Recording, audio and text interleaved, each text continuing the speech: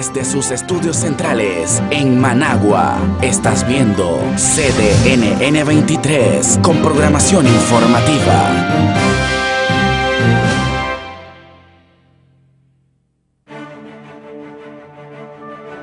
En Informe Pastrán TV conversamos con el secretario general de la Central de Acción y Unificación Sindical CAUS, Roberto Moreno Cajina, sobre la situación de los trabajadores en Nicaragua, el reciente acuerdo de salario mínimo y la ley de tercerización.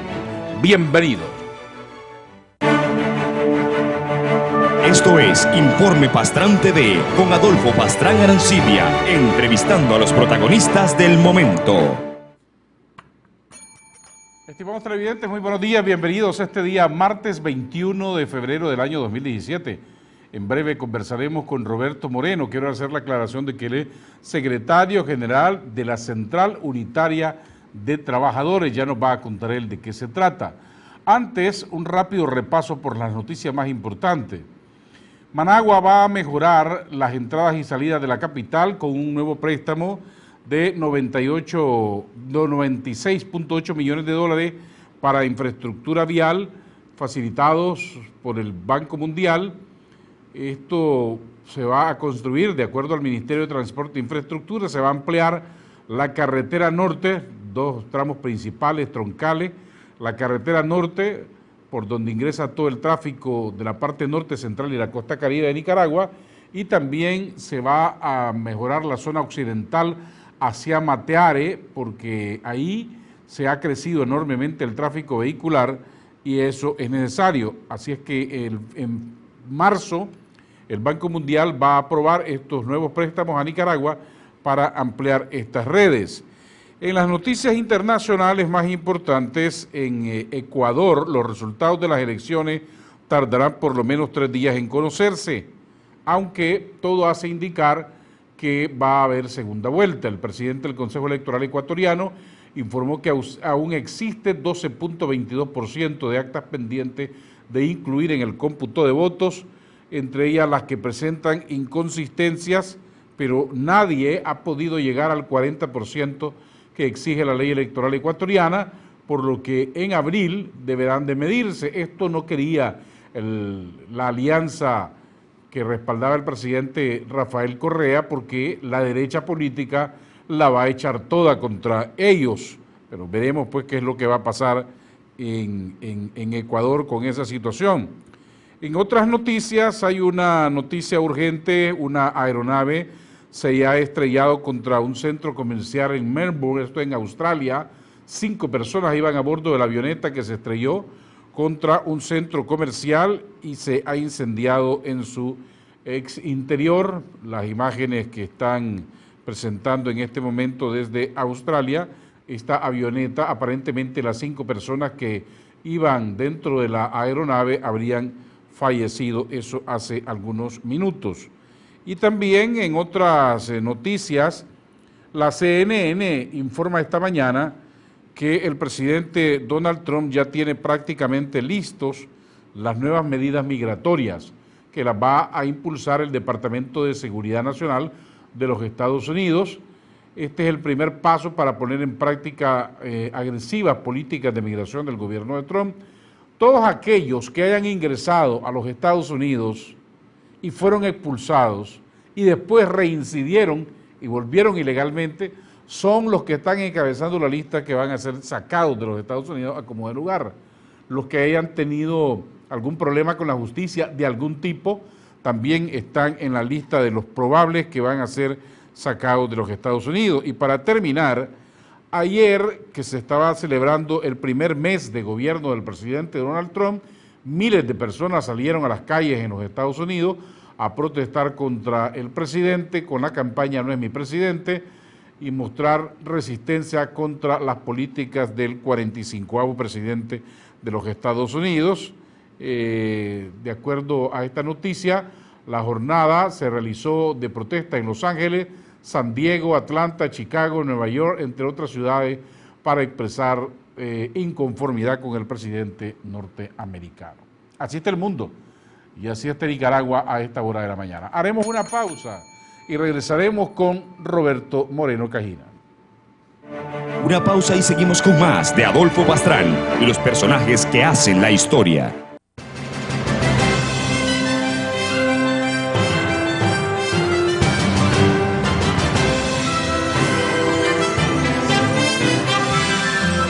Informe Pastrán, el medio digital pionero que prefieren los tomadores de decisiones. Un boletín diario sobre la vida política, económica e institucional de Nicaragua, informando de forma equilibrada, balanceada y transparente. El medio digital líder por su profesionalismo, por el derecho de informar y ser informado. Informe Pastrán, donde todas las voces se escuchan. Anúnciese aquí. Suscríbase ahora.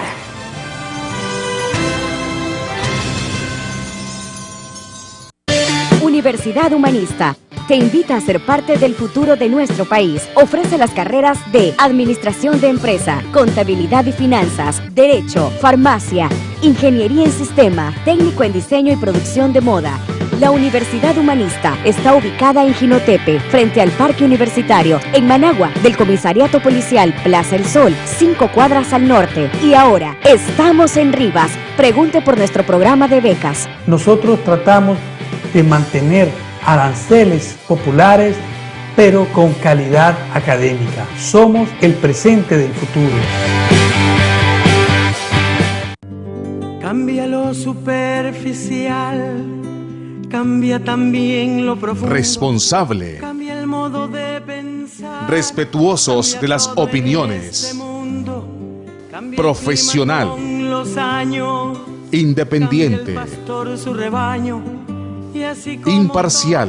Pero no cambia mi amor, por muy lejos que se encuentre. Entrevista CDNN 23 con Plinio Suárez García. Y lo que cambió ayer tendrá que cambiar mañana. Estamos de regreso en Informe Pastrán TV, ejerciendo el cuarto poder. Estimados televidentes, gracias por continuar en sintonía de nuestro programa. Ahí tienen el número de WhatsApp para los que quieran comunicarse, enviar sus mensajes, sus comentarios a nuestro invitado de esta mañana. Quiero darle la más cordial bienvenida a Roberto Moreno Cajina, ahora gracias. Secretario General de la Central Unitaria de Trabajadores. ¿Tantos años, Roberto? Tantos años, pero siempre vivo pendiente de tus noticias y comentarios que son muy buenos. Muchas gracias. Con Roberto tenemos muchos años de conocerlo. Desde los 80. Desde los 80, casi 30 en aquellas marchas famosas sindicales. Del Congreso Permanente de los Trabajadores. Exactamente. Bueno, ¿cuántas cosas han cambiado en Nicaragua en los últimos 27 años? Han cambiado muchísimo, sí, muchísimo, pues, porque pasamos en los 80 una época que tuvimos confrontación con lo que era el gobierno sandinista. Hoy ha cambiado porque llevamos buenas relaciones con ellos. Algunos mantienen buenas relaciones con los liberales, otros nos hemos apartado prudentemente. Eso de prudentemente ya me vas a contar más adelante. Pero a propósito de la lucha de los años 80, fuiste miembro del Consejo de Estado en los años 80. Fui miembro del Consejo de Estado, claro. En representación de los sindicatos. Sí, de la CAO. Central de Acción y Unidad Sindical CAO. Y estaba recordándome ayer cuando estábamos conversando con él para invitarlo al programa, que entonces te echaron preso porque pediste una explicación sobre cómo andaba la economía o algo por el estilo. Sí, se había decretado un estado de emergencia económico-social. Nosotros queríamos que la revolución fuera un poco más rápido y acusábamos al gobierno de que en realidad en vez de socialismo quería construir un capitalismo de Estado y que era una orientación más socialdemócrata pues que socialista. Entonces se me hizo una acusación de que violé la ley y recuerdo que era Carlos Núñez Tella, el presidente del Consejo de Estado. Él estuvo en el Consejo cuando se abrió la sesión y en lo que él se retiró, la comandante guerrillera Dora María Telle sometió a un punto de desaforación de Alan Zambrana Salmerón, que era del Partido Comunista. Del Partido Comunista, y desaforarme a mí, que era del Partido Comunista, pero era el secretario general de la CAO. Ahí me desaforaron. Recuerdo que detrás de mí estaba un miembro de la seguridad del Estado, que se me confunde el nombre porque con tantos años, pero creo que era Úbeda, y ese me montó en esos carros grandes Chevrolet Impala, y después me pusieron una bolsa en la cabeza, y parece que era hablado con Dora María Telles porque inmediatamente me llevaron preso. Me condenaron a 3 años, estuve 6 meses en lo que ahora se conoce como cárcel, como la Zona Franca, se le decía las cárceles de Zona Franca. Me sacaron perdonándome, pues, lo cual yo lo rechacé, dije que no aceptaba ningún perdón de parte del Consejo de Estado. Sin embargo, me lo dieron a la fuerza, pues, y salí. Pero esos que eran radicales entonces, ahora son muy demócratas. Pues ellos, no sé, pues, cómo serían sus principios, porque ser marxista ni siquiera ortodoxo, porque eso más bien es bueno, sino dogmático y hasta enfermizos, ahora hasta los miro proimperialistas, pues. Pero no sé qué clase de revolucionarismo es el que practicaron ellos, o cómo han evolucionado, pues, porque todo el mundo evoluciona. O sea, no entiendo cómo antes los que financiaban la guerra ahora son los grandes amigos de ellos.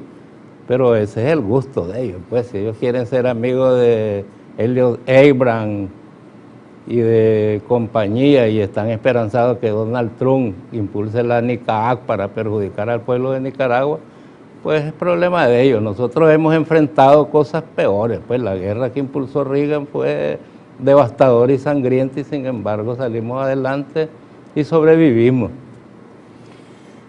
Roberto fue miembro activo del Partido Comunista con el famoso líder político Elías Altamirano que Pérez. falleció el año pasado. Sí, el año pasado. Elías Altamirano Pérez, con un verbo muy encendido en la Asamblea Nacional. Un gran orador. Un gran orador. Roberto, hablemos de la situación laboral, de los sindicatos en Nicaragua, cómo se están desarrollando. ¿Tienen libertad los que no son sindicatos a favor del gobierno para organizarse en la Nicaragua de hoy?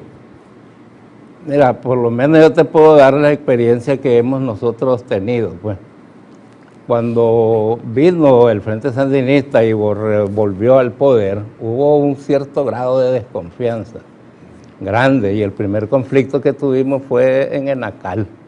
Cuando te digo el primero fue al segundo día. O sea que si Daniel tomó posesión el 10, ya el 12 había una huelga en Enacal. Y era más producto de la desconfianza. Llegó Ruth Selma Herrera como gerente o directora. Y la verdad es que Ruth es una excelente activista política, social, una gran administradora de empresas, pero en el manejo de personal ella siempre ha sido bastante cuadrada, pues ya antes habíamos tenido experiencia con ella. Y la cosa se tornó tensa. Nosotros logramos hacer negociaciones, incluso teníamos 2 lugares de negociación, el propio centro de Nacal, donde estaba nuestro líder José Brizuela, y otro por teléfono, pues en el que yo conversaba con el doctor Gustavo Porra y el doctor Roberto López, que maneja el Seguro Social, y que hayan sido encargados como en la parte política tratar de mediar. Y ahí fue que iniciamos, pues apenas 2 días después iniciamos a darnos cuenta que era un gobierno con el que se podía tratar, que no era el de los años 80. Llegamos a acuerdos, otros no llegaron a acuerdos y tuvieron niveles de confrontación, y en tan cierta medida la han mantenido durante estos años, pero sin embargo podemos decir que esa empresa en Nacal ha estado trabajando bien, lo que con MEMA, que lo maneja la alcaldía de Managua y que ha sido conflictiva, también la han estado manejando bien entre sindicatos y gerencia. Y en lo que es Zona Franca, que ha sido un lugar difícil, nosotros reclamamos durante todos los gobiernos, que ahora se le llama neoliberales de manera especial, y que no es injusto, pues, porque es peyorativo, como lo dicen. Siempre quisimos tener buenas relaciones en zona franca. Sin embargo, siempre los que representaban a los gobiernos siempre tenían una posición demasiado patronalista, más papista que el Papa, pues. Incluso hubo ministros que se comprometieron con los inversionistas. Ministros del Trabajo. Ministros del Trabajo, sí, valga la aclaración, que se comprometieron con los inversionistas sin que nadie se lo estuviera pidiendo, de que ahí no iba a haber sindicatos y que iban a tener una política antisindical. Y eso resultó en muchos conflictos. Sin embargo, cuando llegó el general Álvaro Baltodano, fue un cambio drásticamente positivo, porque él sí lo primero que hizo fue buscar a los trabajadores, buscar a la empresa privada, buscar a la organización de los inversionistas extranjeros, y se llegó a concluir en lo que ahora se conoce como acuerdos tripartitos, que los tenemos desde el 2008 hasta la fecha. Van a una nueva negociación. En estos meses tenemos que negociar, y yo espero pues que sea con mucho éxito y que sea por 4 años más, porque a veces mucha gente piensa que los acuerdos tripartitos son para lo primordial son los 120,000 obreros que ya están trabajando, cuando lo primordial son otros 100,000 obreros que están en el desempleo, que se están sumando a la fuerza de trabajo y que necesitan condiciones para ingresar y tener jóvenes que están cumpliendo 18, 19, 20 años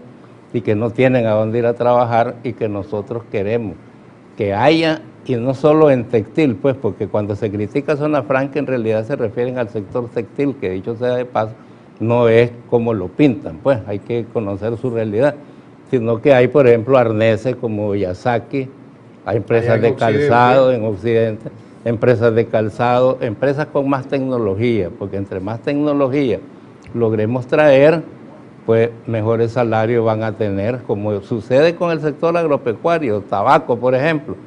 Si vos ves el salario mínimo del sector agropecuario es muy bajo, pero cuando entra al sector de zona franca, su salario prácticamente se duplica, porque ya no es salario del agro, ahora va a tener un salario de industrial, y además va a ganar por producción. Dice en algunos sectores políticos en Nicaragua, los trabajadores en Nicaragua están adormecidos, no protestan contra este gobierno, no hacen paros, no hacen huelgas como antes en la zona franca. ¿Por qué la diferencia ahora? Mira, sí hay una diferencia, aunque si vos te fijas que los que dicen eso son gente que quisiera que nosotros hiciéramos lo que ellos no hacen.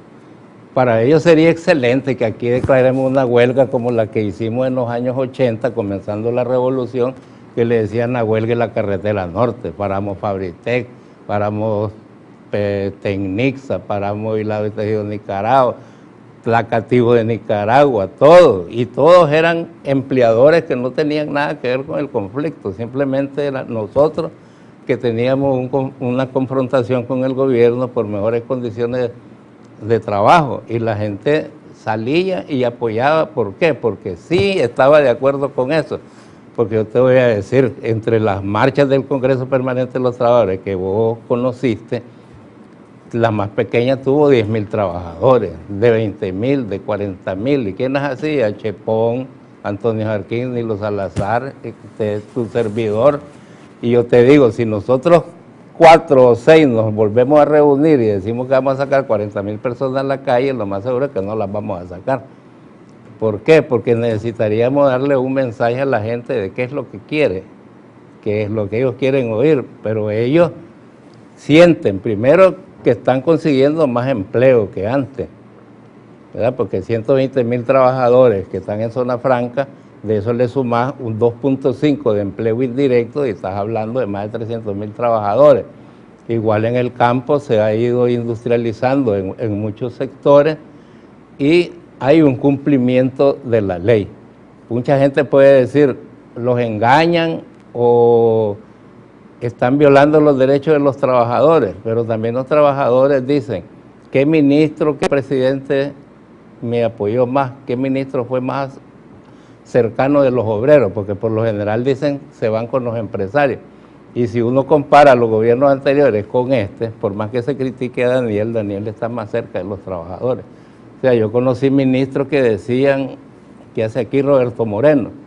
Ya no quedamos que el aumento del salario mínimo es 0 y todavía están en puestos, ¿verdad? Hablando, por ejemplo, de David Castillo, que está en... Bueno, te refería porque Roberto fue viceministro del Trabajo en el gobierno de Arnoldo Alemán. Así es, ¿no? Así es, yo fui y a mí me tocó ver ministros, por ejemplo, Esteban Duque Estrada, le pregunto una vez el presidente Arnoldo Alemán. Fue ministro de Hacienda. De Hacienda, y le pregunta, ¿ya oíste a Roberto? ¿Qué opinas vos de cuánto debe ser el aumento? Hombre, así como está en 0 está bueno, así dejémoslo. Y así pensaban los ministros del gabinete económico, y cuando digo gabinete económico me refiero a todito. Por dicha que Arnoldo tenía una mentalidad diferente y dijo, no, Roberto no puede regresar y decirle a los del CPT que el aumento es 0. Aquí hay que analizar cómo lo vamos a hacer. Incluso recuerdo que la última vez me llamó desde la costa atlántica. Roberto, lograste imponerte sobre los empresarios del COSEP. Y yo no le quise decir, no señor, me impuse sobre sus ministros. Porque el estorbo no eran los empresarios, eran los ministros. Era solo uno del que yo tengo un buen recuerdo, que es Eduardo Fonseca, que trabajaba en el MIFIC. Que era el secretario ejecutivo ahora de la Cámara de Comercio. Y que era el único que yo miraba que entendía. Y en el COSE había gente que entendía la parte política y la parte empresarial, como Cairo Amador, que esos ayudaban bastante. Cairo Amador ayudó mucho en el tema del salario mínimo, siendo él uno de los asesores del COSEP. Ok, las condiciones laborales de CIS son mejores ahora que antes. Han mejorado bastante, mucho. O sea, no voy a decir que están como nosotros quisiéramos, porque si vos me decís, decime cuál es el mayor problema que te encontrás en las empresas, yo te digo, el tema es de la higiene y seguridad ocupacional. Y para mí vale más la vida y la salud de un trabajador que los niveles de salario. Y eso es un tema que hay que corregirlo. Otra cosa es que vos ves que el salario mínimo se reajusta cada 6 meses. En el tiempo de doña Violeta, 6 años y 8 meses, no se reajustó el salario mínimo ni una sola vez. Solo se pusieron las bases que nos convocó el doctor Francisco Rosales, que era ministro del Trabajo. En el tiempo del doctor Arnoldo Alemán se hizo muy bien el tema del salario mínimo, pero se negoció 3 veces. En el tiempo de don Enrique Bolaño el salario mínimo se hizo un reajuste 5 veces. Con los sandinistas llevamos 22, siendo este del 1 de marzo el 21 y el del 1 de agosto de este año el 22. O sea que ha habido ajuste.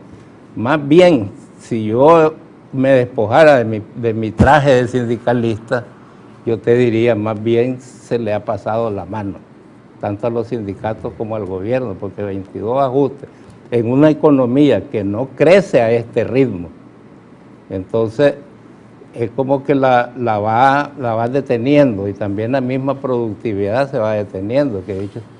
Y si en aquellos años eran los ministros los que tenían una mentalidad cerrada para negociar con los trabajadores, ¿cómo sienten ustedes que se comportan hoy por hoy los empresarios nicaragüenses al momento de ir a negociar convenios colectivos, salario mínimo, ceder alguna prerrogativa a los trabajadores?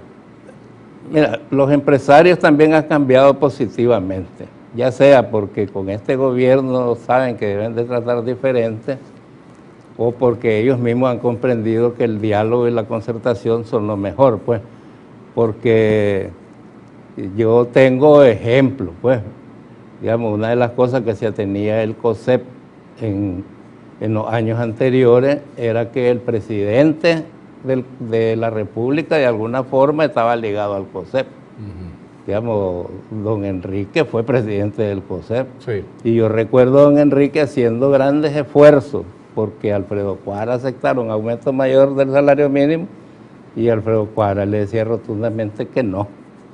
Y se reía de ver que como el señor quería, o sea, él pensaba que habiendo sido el presidente del COSEP, iba a convencer al actual presidente del COSEP, y aquel pensaba al contrario. ¿Y por qué? Si más bien me tiene que apoyar.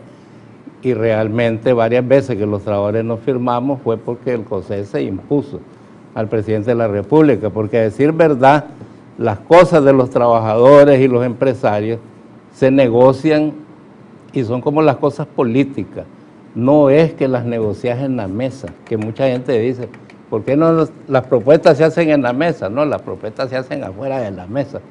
Y en política, es como los políticos, cuando viene la Navidad y viene Semana Santa, preocupate, porque están cocinando muchas cosas que se van a hacer después, pero no es que los vas a ver que llegan a los Palmes, se reúnen, platican y ya salen los grandes acuerdos. Roberto, tengo aquí un mensaje de un televidente, dice que agradece porque le ilustramos con la historia de los años 80, pero tiene una pregunta: ¿existió en Nicaragua comunismo o socialismo en los años 80? Mira, tú sabes que mis criterios son bastante amplios sobre lo que es comunismo. En realidad, yo ni siquiera reconozco como comunismo lo que hubo en la Unión Soviética. Después que se murió Lenin, o lo envenenaron, porque esto es como los papas y los que nunca se sabe cómo se murieron. O sea, Stalin también dicen que fue que lo envenenaron.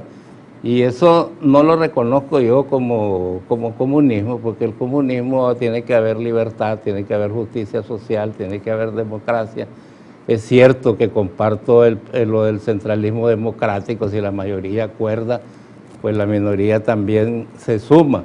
Pero para ser más específico con mi respuesta, mira, el socialismo lo reconoce y el capitalismo por una cosa. En el capitalismo es la propiedad privada de los medios de producción y en el socialismo es la propiedad social de los medios de producción, es decir, que nadie debiera ser dueño ni del agua, ni de la tierra, ni del petróleo, ni de nadie. Aquí, sin embargo, vos ves que todas las cosas tienen dueño y siempre la han tenido, pues, desde que se hicieron los 30 años de paz de los conservadores, aquí todo el mundo ha sido dueño de todo. Porque los 30 años de paz de los conservadores no es que estuvieron en paz porque se estaban repartiendo en Nicaragua todas las mejores tierras para sembrar café, para sembrar bananos, para buscar oro, y mientras se repartían eso no le quedaba tiempo para tirarse ni un tiro.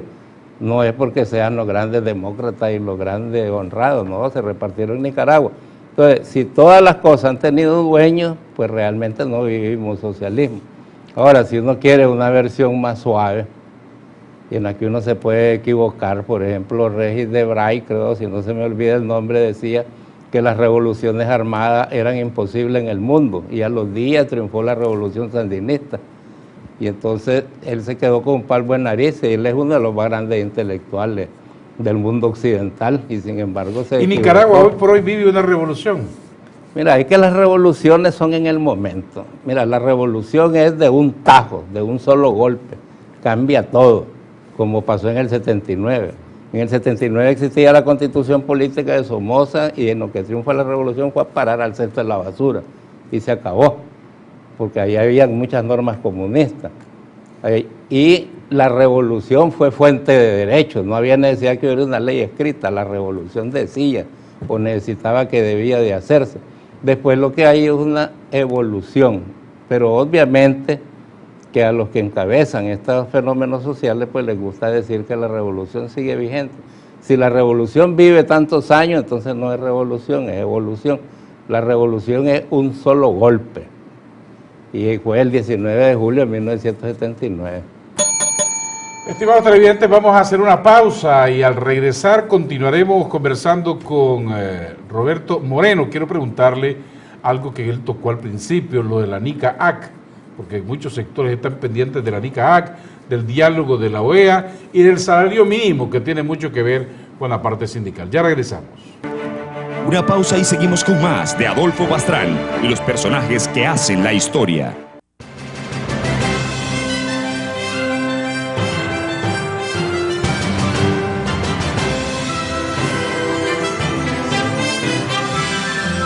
Informe Pastrán, el medio digital pionero que prefieren los tomadores de decisiones. Un boletín diario sobre la vida política, económica e institucional de Nicaragua, informando de forma equilibrada, balanceada y transparente. El medio digital líder por su profesionalismo, Por el derecho de informar y ser informado, Informe Pastrán, donde todas las voces se escuchan. Anúnciese aquí. Suscríbase ahora.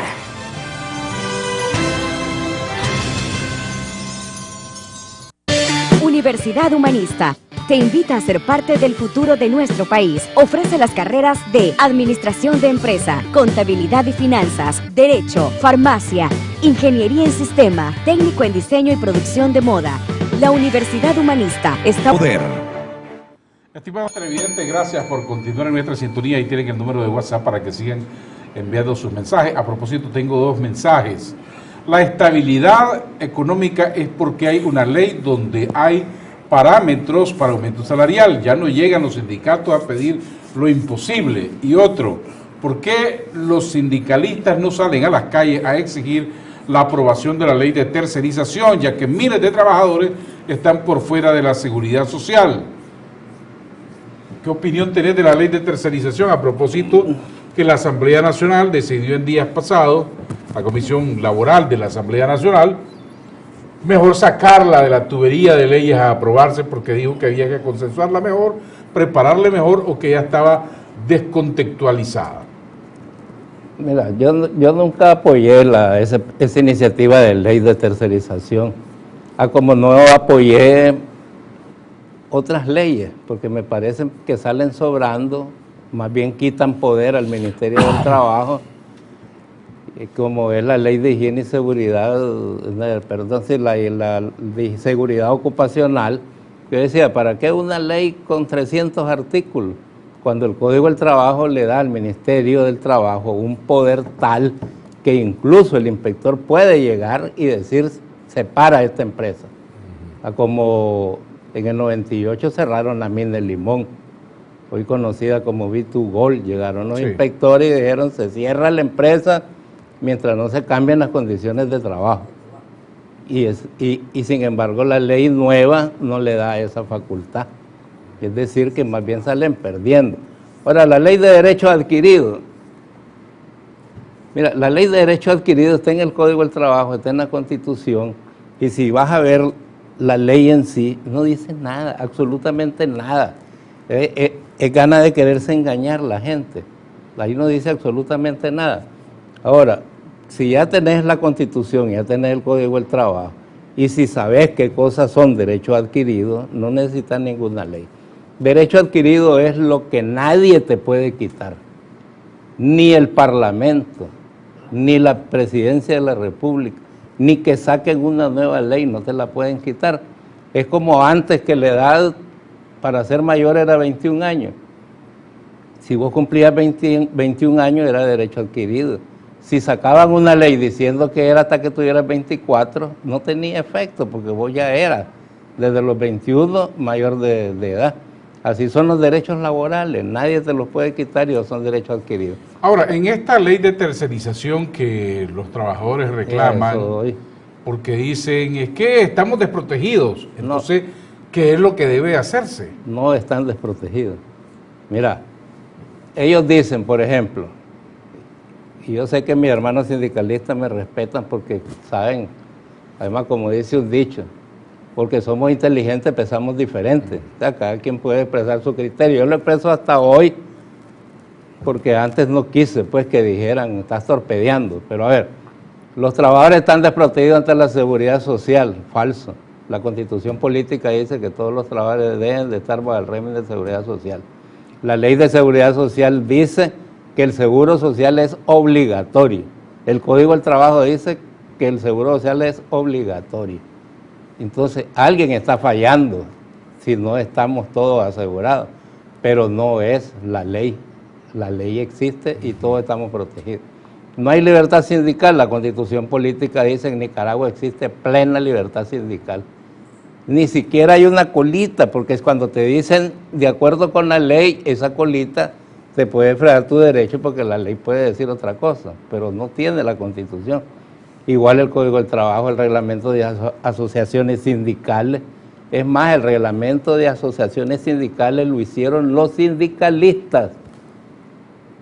Así que si tuviera una falla sería entonces que los sindicalistas tengan un mea culpa, pero no, lo hicieron bien. Así que hay libertad sindical, de libertad de negociación colectiva, de negociación y convención colectiva. La Constitución, otra vez, el Código del Trabajo, todo mundo le da el derecho de negociar. Ahora, ¿cuál es? O sea, que no se necesita ley de tercerización, a menos que alguien diga, hombre, lo que yo quiero es que si este empleador no me paga, que pague otro. Y ahí es donde la empresa privada dice, pero ¿qué pasa? Aunque en la ley dice, en higiene y seguridad ocupacional, que si un subcontratista, un trabajador de un subcontratista sufre un accidente, el contratista principal asume, incluso en caso de muerte. Tal vez eso lo quieren hacer más extensivo. Para eso solo habría que ponerle una colita al artículo 11 del Código del Trabajo. Ahora algunos dicen que van a reformar el código, tampoco, no es necesario. Pues yo creo que es cansado que cuando uno no quiere o no puede que se hagan las cosas, diga voy a hacer una reforma, pero si no pudo que se aplicara esta ley, ¿cómo va a hacer para que se aplique la reforma? Nos escribe José Brizuela, televidente, muchas gracias por su mensaje. Roberto dice, el artículo 81 del Código Procesal del Trabajo, del Empleo subcontratado y tercerizado, ya está resuelto eso. Sí, eso lo ha explicado Brizuela, José Brizuela muchas veces, y es que en la reforma procesal, que se llama Código Procesal Laboral, Oral y de Seguridad Social, en el artículo 81 habla pues de cómo los contratistas van a asumir compromisos de los subcontratistas. Claro que a los impulsores de la ley de tercerización no les gusta, porque entonces dice, ay, me estás matando esta iniciativa de ley. Y yo creo que hizo bien Miguel Rosales en sacarlo de la tubería. Miguel Rosales, el jefe de la bancada del PLC. Del PLC, aunque después me desilusionó porque salió como pidiendo perdón por haberlo hecho. No, te digo, te felicito porque lo hiciste, alguien tenía que hacerlo. Ese es como el viaje a Taiwán. No sé si te acordás cuando 5,000 obreros iban a ir a Taiwán a abrir los subterráneos para el metro. Y 12,000 llegaron a apuntarse en el Ministerio del Trabajo y aquello era un caos. Y la Embajada de Taiwán no hallaba qué hacer. Y yo salí entonces en los medios diciendo, no hay tal viaje a Taiwán. Nunca hubo. Además, ya el metro ya está corriendo. Por los subterráneos ya se hizo. Y se desinfló ese globo y recuerdo que el embajador de Taiwán me llegó a visitar el mismo día que salió en los periódicos, llegó a visitarme para darme las gracias porque dijo que ellos no hallaban qué hacer con esa bola que se tiró de 5,000 obreros a Taiwán. Para terminar el caso de la ley de tercerización, entonces, en este momento ya esa ley no se va a aprobar en la Asamblea Nacional para no estar creando expectativas a ningún trabajador. Y si un trabajador se siente afectado, ¿qué debe hacer entonces? Hacer uso de la ley. Y si se le dificulta hacer uso de la ley, busque a su jefe sindical, a su líder sindical. No digo abogado, porque los abogados a veces salen más caros que lo que van a resolver. Y además no les gusta mucho, pues, porque un trabajador, si hace un reclamo de 10,000 córdobas y el abogado quiere ganar 20, pues como que no le conviene, mejor ser abogado de la empresa privada. Pero yo creo pues de que no hay que tirar falsas expectativas. La ley da para eso y para mucho más. Y yo espero pues que los sindicalistas vamos a seguir defendiendo a los trabajadores a como lo hemos hecho. Ya ves, miles de obreros de Zona Franca están cubiertos por los convenios colectivos, casi 60,000, y ellos son de lo que se llama tercerización. Aunque te voy a robar tiempo en explicarte esto. La palabra tercerización ni siquiera existe. Vos buscas un diccionario jurídico, un diccionario de economía y negocio, y esa palabra no existe. O sea, ¿y quién la inventó? ¿De dónde vino? Hombre, hay algunos inventores, sobre todo algunos analistas que contrata la OIT, que han inventado palabras como esa, pero la palabra es subcontratación, que está completamente regulada en el Código del Trabajo y que ahora se conoce como outsourcing. Hasta oigo el anuncio que dice, somos especialistas en outsourcing, o sea, especialistas en hacer trabajo ajeno, en contratar trabajo que no son de ellos, porque las zonas francas lo que hacen es trabajo ajeno. trabajan para las marcas. Y yo decía, ¿pero por qué dicen marcas? Bueno, es que las marcas como Lee, Levi, Nike, Target, Walmart, son fabricantes que no tienen fábrica, productores que no producen nada, solo tienen el nombre de la marca y por eso cobran un royalty o regalía a quien la use, pero realmente la fábrica la tiene gente como sabe Tecnotec, como Yazaki, que son las maquiladoras. Entonces, al ser ellos los que producen una cosa que no les pertenece ni siquiera a la materia prima, pues ellos son subcontratistas. Así que una ley de tercerización, entre comillas, vendría a afectar todas las relaciones laborales de zona franca y eso no es conveniente. Antes de irnos a la pausa, nos escribe Miguel Mendoza, dice, buenos días Roberto, para usted, ¿cuál es la diferencia entre acciones que realiza una revolución y movimiento social? ¿Por qué estas dos figuras modifican un país y los sindicatos? Estamos entrando en mucha dialéctica. Así estoy viendo, ¿qué? ¿Ya o primero los anuncios? No, respondámosle al televidente. Bueno, es que para que hayan cosas que se hagan en una revolución, precisamente tiene que haber una revolución. Pues, y no todas son buenas. Pues en la Revolución Francesa hubo muchas cosas buenas y algunas que se pensaba hacer y no se hicieron, como también se pasaba por la guillotina gente todos los días, mientras que los movimientos sociales se pueden hacer, haya revolución o no haya. Pues, digamos, en Noruega, en Suecia, en Finlandia, nadie está hablando que hay revolución, sin embargo hay movimientos sociales que están haciendo muchas cosas. Aquí también podemos hacer y estamos haciendo muchas cosas, pues incluso hasta ir a limpiar la laguna de Tizcape es una gran cosa, como también aquí hay movimientos por los derechos de las personas con diversas, pues como hablan ahora de lesbianas, gay, etcétera, como también la diversidad sexual. Como también en el plano religioso, pues hay también sus cambios sociales, pues. Incluso ya ve el problema del nuncio apostólico que dicen que está contradiciendo al Papa, lo cual no creo, pues. Pero... No, ya lo aclaró él hoy diciendo que lo han tergiversado y que no estaba contradiciendo en absolutamente al Papa, incluso están molestos con la prensa específicamente. Sí, es que yo siempre leí la prensa desde los 12 años, incluso algunos amigos de mi mamá decían que iba a quedar loco porque leía los artículos de opinión y los escritos a máquina de Pablo Antonio Cuadra. Pero con los años se han vuelto gente que solamente cubre sus intereses. Por ejemplo, a mí me publicaban bastante en los 80, pero ¿era porque me apoyaban a mí? Obviamente no. Era porque a ellos les convenía agarrar lo que yo decía para transformarlo en contra de la revolución.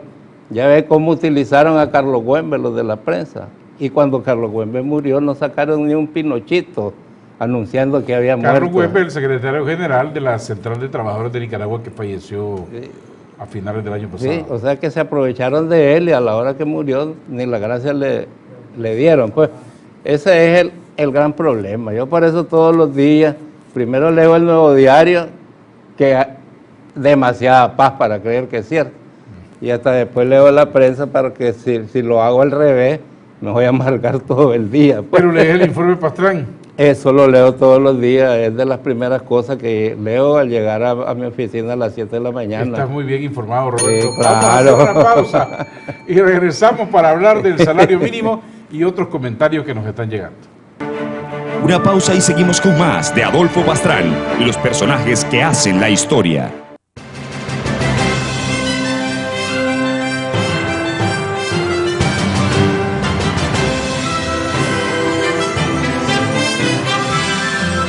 Informe Pastrán, el medio digital pionero que prefieren los tomadores de decisiones. Un boletín diario sobre la vida política, económica e institucional de Nicaragua, informando de forma equilibrada, balanceada y transparente. El medio digital líder por su profesionalismo, por el derecho de informar y ser informado. Informe Pastrán, donde todas las voces se escuchan. Anúnciese aquí. Suscríbase ahora.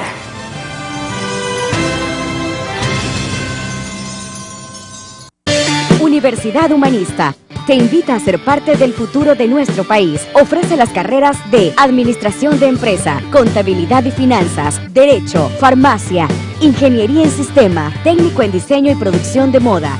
La Universidad Humanista está ubicada en Jinotepe, frente al Parque Universitario, en Managua, del Comisariato Policial Plaza El Sol, 5 cuadras al norte. Y ahora, estamos en Rivas. Pregunte por nuestro programa de becas. Nosotros tratamos de mantener aranceles populares, pero con calidad académica. Somos el presente del futuro.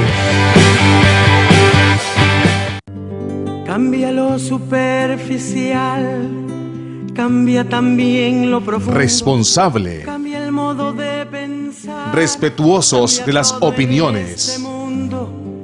Profesional.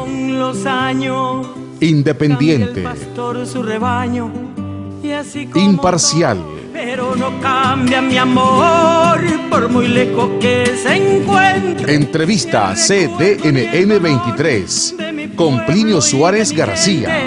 Y lo que cambió ayer tendrá que cambiar mañana. Estamos de regreso en Informe Pastrán TV, ejerciendo el cuarto poder. Estimados televidentes, gracias por continuar en sintonía de nuestro programa. Tengo ahí dos mensajes rápidos. En los años del gobierno democrático, me imagino que se refiere a los 90, los sindicalistas exigían y se les cumplía. Ahora la canasta básica está súper elevada. Si en este país se respetara la Constitución y las leyes, existiera institucionalidad y Estado de Derecho, no habría necesidad de que existan sindicatos que desconozcan las leyes, dice Javier Betancourt desde Chinandega, quien nos está enviando estos comentarios. Muchas gracias, Javier Betancourt. Bueno, es interesante lo que él opina, porque eso no me permite aclarar algunas cosas. Primero, hay una creencia de que cuando se discute el salario mínimo, lo que más se tiene en cuenta es la canasta básica. La canasta básica no se tiene en cuenta absolutamente para nada. Ahí lo que se hace es ver en los últimos años, desde que comenzó el gobierno de Enrique Bolaños, cuál es el porcentaje que se va a aplicar. Y la ley también ha sido distorsionada, pues, aunque da la impresión que él quisiera decir que no conocemos la ley, pues la verdad es que sí la conocemos, pues, y no voy a hablar de mis conocimientos porque no viene al caso. Que hay que insistir en la institucionalidad y el Estado de Derecho, dice Javier Betancourt. Pues es obvio, pues, yo creo que toda sociedad necesita insistir en eso, pero también es bueno que cuando él habla de institucionalización del Estado de Derecho, que él también sepa de lo que habla, pues, porque, digamos, la ley, aunque esté mala, se está cumpliendo. Que si la canasta básica está elevada, por lo que más se elevó la canasta básica fue porque cuando era ministra la Yané Chávez, ella la duplicó, es decir, si valía 5.000, ella la pasó a 10.000. Y de entonces mantiene eso. Además se agregaron otros productos. Más productos, y hay quienes dicen que incluso hay que pasar las recargas de los celulares y otras cosas, pues. Pero obviamente que el salario mínimo depende de otras cuestiones económicas que ni están en la ley ni las tomamos en cuenta. Por ejemplo, el grado de escolaridad. Digamos, si Nicaragua es un país que tiene un grado de escolaridad, digamos, de sexto grado, estamos hablando que para estar en sexto grado hay que tener 12 años o 13 años.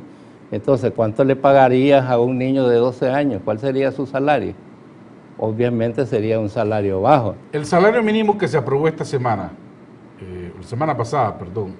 viernes pasado, ¿es justo, es injusto, lo ves equilibrado? ¿Cuál es tu valoración? Mira, yo digo que es justo, pues según mi criterio, aunque siempre he dicho que tomar en cuenta la inflación para ajustar salarios no es un parámetro correcto, porque la inflación no produce riqueza, sino al contrario, se come la riqueza y se come nuestro salario. Ahora, si hablamos de crecimiento, que es el otro parámetro que dice la ley, hay que ver por qué crecimos, porque hay más productos o porque creció el precio internacional, etcétera, y no son parámetros correctos. Parámetro más correcto es la productividad, y dice el COSEC cuando pone su propuesta, la productividad en Nicaragua está estancada y así seguirá por muchos años, lo cual a mí me aflige, pues, porque Si la productividad está estancada, lo cual es cierto, incluso hemos estado en niveles negativos de productividad, pero si el líder de la empresa privada me dice, y así seguirá por muchos años, es de afligirme, porque yo tengo esperanza en que los empresarios van a meter tecnología, se van a preocupar que sus trabajadores tengan mayor estudios técnicos para hacer mejores cosas que no se están haciendo ahora, e incluso que comencemos a ver carreras y oficios que hoy ni siquiera los conocemos y que debemos de estar haciéndolo, ensamblando camiones, ensamblando carros, como en México. Lo que pasa es que aquí tenemos que comenzar a cambiar la mentalidad de que el trabajo técnico para alguna gente es como socialmente me van a ver menos, ¿verdad? Aunque los trabajos técnicos son los mejor pagados. Son los mejor pagados. Lo que pasa es que hay una creencia, como vos decís, si ya no logró ir a la universidad porque ni siquiera pasó el examen de admisión, lo vamos a mandar a una carrera técnica, pero ellos piensan que la carrera técnica es el puerto donde desembarcan los inútiles, los tontos o los perezosos. Y es al revés. Ahí es donde debemos de mandar a nuestros hijos para que hagan lo mejor. ¿De qué te sirve tener un contador que va a ir a ganar 4.000 córdobas cuando sabes que un armador en la construcción gana 30.000? Es mejor ser armador, incluso hasta para enamorar a una muchacha. Bueno, es que mejor trabaje un poquito más porque va a tener más recursos. Antes de irnos, 2 mensajes. Don Roberto, mil gracias por su comentario respecto a la pregunta. Creo que en Nicaragua hay pocos movimientos sociales, ya que esta figura es solo para obtener más dinero en las agencias de cooperación. Porque si no nos apegamos al verdadero concepto, muchos de estos supuestos movimientos se clasificarían como ONGs. Y tenemos también otro mensaje también anterior de alguien que no sé si era mensaje de texto. Dice, bueno, se me fue, que estaba preguntando a alguien que qué pasó con el Partido Comunista y los movimientos sociales en Nicaragua. Bueno, el Partido Comunista era uno solo. Nos pregunta Roger Navas. El Partido Comunista era uno solo y obviamente pues que tuvo su época de gloria, pues sobre todo cuando la Unión Nacional Opositora fue un partido que aportó mucho. Obviamente las ideas en la gente, pues esas ideas no calan, pues calan más ideas religiosas que ideas antirreligiosas, porque una de las cosas que tiene el ser comunista es ser ateo, y mucha gente estaba con el Partido Comunista por sus ideas sociales, e incluso la mayoría venían a través de la causa que luchaba por los trabajadores, y por eso la gente se vinculaba al Partido Comunista. Obviamente con los años y con una realidad que ya la gente se sentía más tranquila, pues se ha ido reduciendo a unas cuantas personas que yo sé que siguen funcionando. O sea, ¿el Partido Comunista sigue vivo en Nicaragua? Sigue vivo, pero es demasiado pequeño, pues. Qué sé yo, 8 personas, pues. Pero obviamente